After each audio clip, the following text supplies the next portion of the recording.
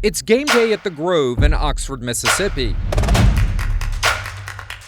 Hotty toddy, let's go. And many of these rebels are reeling. Hotty toddy, go Rebels! I think it was a terrible decision. Thought he was a better guy. We hate him too. Lane Kiffin! He sucks! Lane Kiffin's dramatic departure at the end of 2025 shook college football fans across America as teams chase gridiron glory. That's because he replaced one of the 15 head coaches fired in 2025 with contracted buyouts worth a total of $228 million. The top listed buyout amount of the year at LSU, Kiffin's new turf. This is my responsibility. We've got to get it turned around. That fired coach, Brian Kelly, who was abruptly fired following an abysmal performance of the Tigers against Texas A&M, losing 49-25 in October.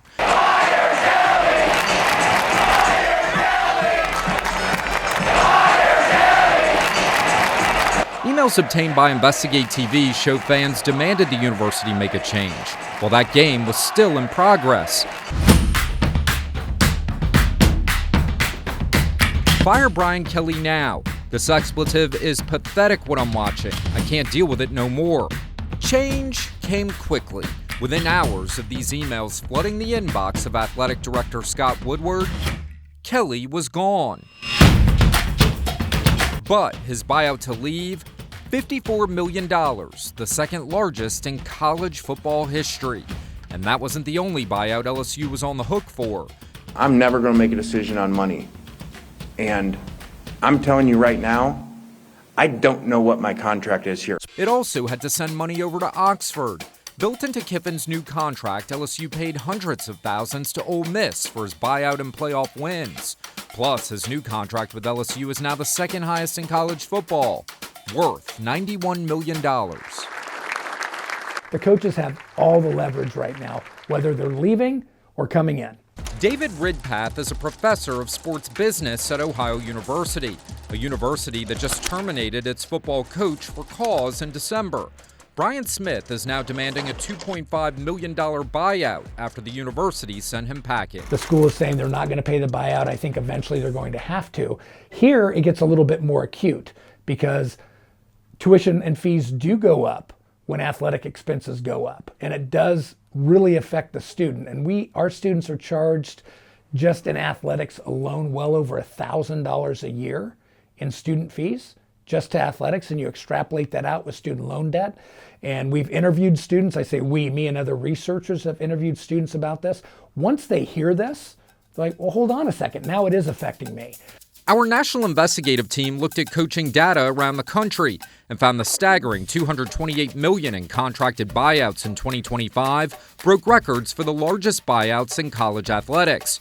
Our team crunched the numbers and found 2025 buyouts could fund the entire 1,700 student freshman class at Harvard, one of America's most prestigious Ivy League colleges, covering tuition, room and board, with $100 million left over. Again, it's spend, spend, and spend, and it's not managing those dollars like the rest of the university has to do. So it's about time we figure out a way, and working through Congress is a way to force college athletics programs to manage their revenue better.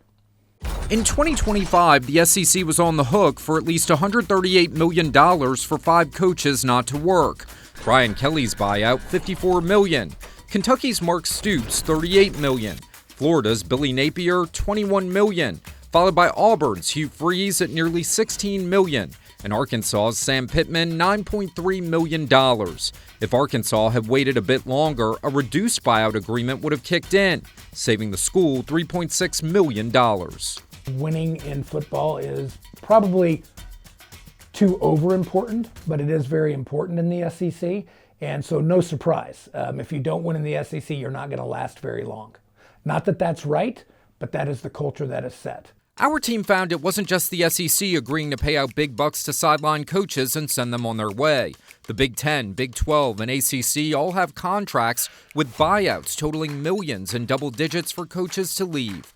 Jonathan Smith of Michigan State's buyout was $33.5 million. Mike Gundy of Oklahoma State, $15 million. And Justin Wilcox of Cal Berkeley, $10.9 million.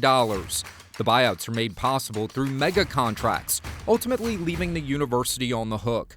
That money is sometimes paid for by private donors or athletic foundations, like in Brian Kelly's case. Private money becomes state money.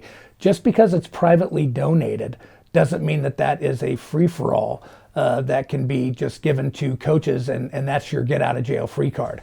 All money is state money. InvestigateTV reviewed the largest contracts from last year's fired coaches. We found money built in for courtesy vehicles from luxury car dealerships, access to private planes, golf memberships, millions of dollars worth of incentives if they win postseason games, and hundreds of thousands of dollars if the team achieves a 2.7 GPA.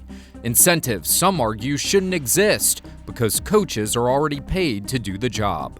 I think we've driven ourselves off the cliff, and now, sadly, Congress is going to have to be the ones to rescue us. I hate to say we have to rely on the government for anything, but it's where we are, Chris. And I think we're going to have national standards to bring some sanity back to college athletics. But the sanity that needs to be regulated is the leadership, not college athletes transferring, not college athletes getting paid. They should be getting that. The insanity is at the leadership level and at the coaching level. That's where the regulation needs to happen. I love Lane Kiffin. I think it's a bigger school. I think that it's awesome that he went there. That was sorry how he lived.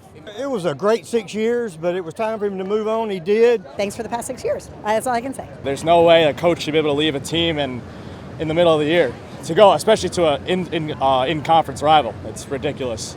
Back at the Grove, many rebels echo Ridpath's demand for reform. Lane Kiffin's abrupt exit has fans buzzing as a painful sting of betrayal lingers. I don't care for him. I hope he's unsuccessful. He made us better by leaving because now we are one instead of him.